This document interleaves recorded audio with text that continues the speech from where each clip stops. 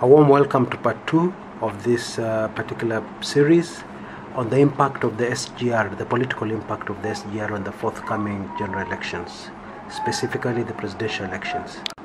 If you have been honest with yourself, in recent weeks the mood in the country has been anti-government, anti-Jubilee. Yeah? And this is a very dangerous mood to have in the country when you're headed towards the general election. Yes, Jubilee has got a very firm, solid support base. Yeah, in Central Province, okay, that is granted. The Jubilee also has got a major support base in the Rift Valley, that is also granted.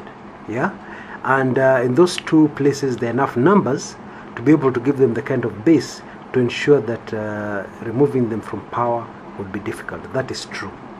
However, in politics, what normally starts as a small thing can turn into a wave, and before you know it, you have been swept away. It has happened to so many candidates in politics. If you study politics all over the world, it happens all the time.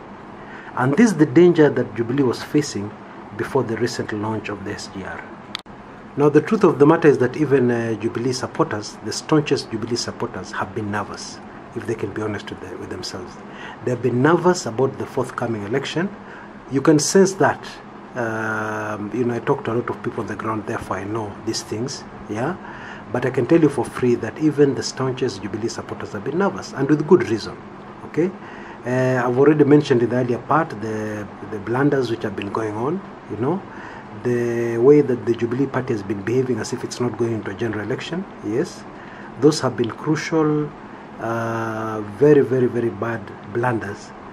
The kind of things that would not appear to cause a lot of damage immediately, but could add up as many small things that could start an anti-Jubilee wave, and that is where we are headed.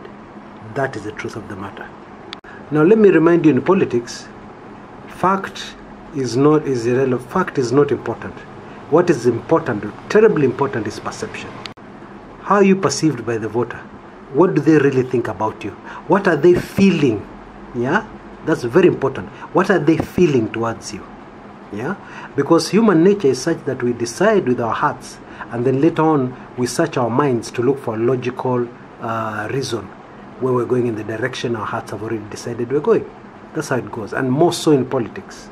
I can also tell you this, I know many Jubilee supporters will not be happy, but let me tell you the facts as I have them from the ground, presented to me by reliable sources, counter-checked multiple sources. The votes Jubilee has been banking on in the Rift Valley and assuming on the bag, some of them are a mirage. They are not there. At best, some of them could be there today, gone tomorrow. Yes? Now, the Kalenjin community, if you look at the history of the Kalenjin community, one word that comes to mind is the word crafty. The Kalenjins are very crafty people, extremely intelligent. Okay? And they always tend to hide behind a facade.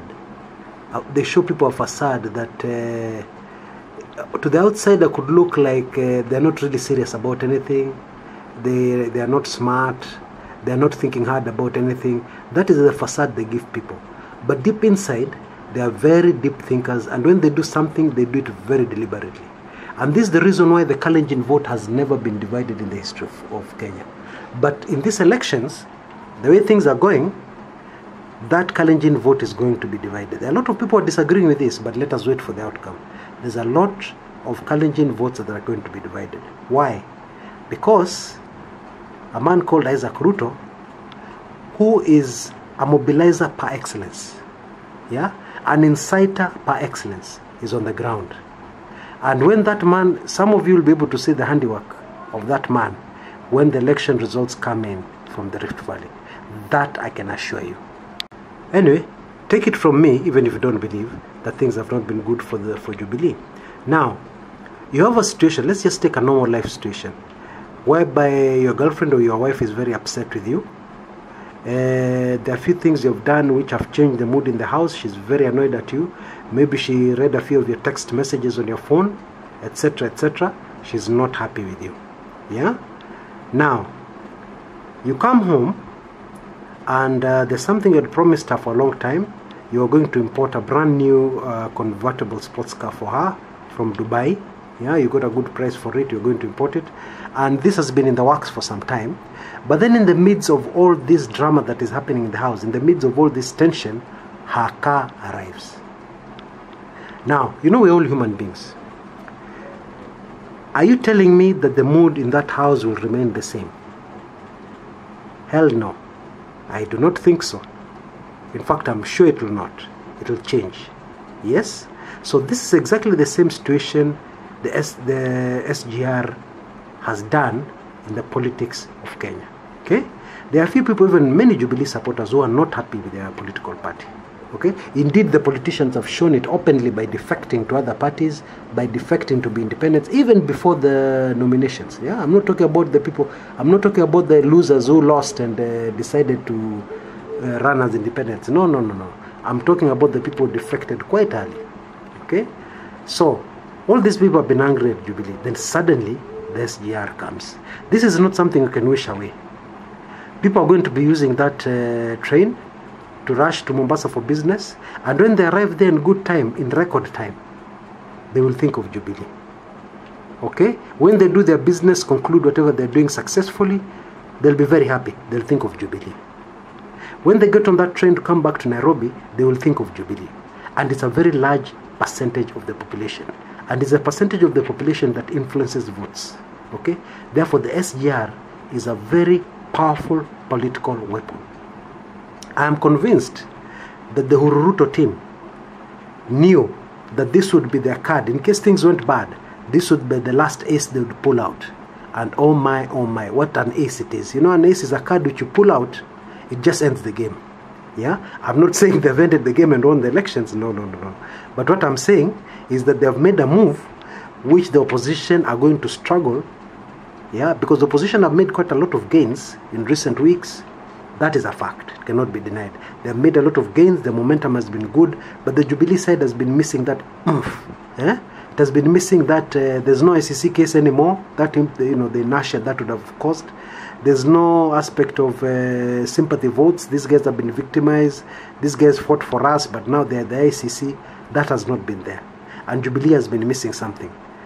I put it to you that the SGR could be that thing the Jubilee campaign has been missing. And sometimes a campaign, based on my experience in politics, sometimes a campaign is missing something very badly. Yeah? Sometimes a campaign is missing something so that the other things can move forward like a well-oiled machine. Yeah? Now that something which Jubilee was missing has arrived in the SGR. And from now on, just check out how Jubilee campaigns are going to go. Things are going to be different. Okay? I'm not a Jubilee supporter. I'm just a very neutral bystander, a very neutral observer, analyzing the situation. Yeah? And what I'm telling you is the truth. Now in the last part of this recording, we are going to look at some of the counter moves that the opposition can put up to try and halt this SGR juggernaut. Some of the things they can do to halt the SGR Express. Yeah, Madaraka Express, what they can do to stop it. And I mean politically, not to actually stop the physical train. To stop Jubilee politically and be able to recover some of the momentum they had in the election. I'll also give you an analysis of I did very recently, which I've been a bit afraid to release because of its very, very shocking results, about if elections were held today, who the winner would be. That is going to shock you. Of course, I did this before the SGR launch, but it's going to shock you, and it's going to show you exactly what I meant when I told you that things were not very good with Jubilee. Yeah? I look forward to seeing you. Follow the usual drill. Look out for that link, top left-hand corner, which should be there right now. Just click on it, and I'll see you in that other part. Very, very, very important stuff we're going to discuss in the third part, in the third and final part. Yeah. Thank you for your patience. Thank you for listening to me. This is Chris Kumekucha. Let's see you on the other side.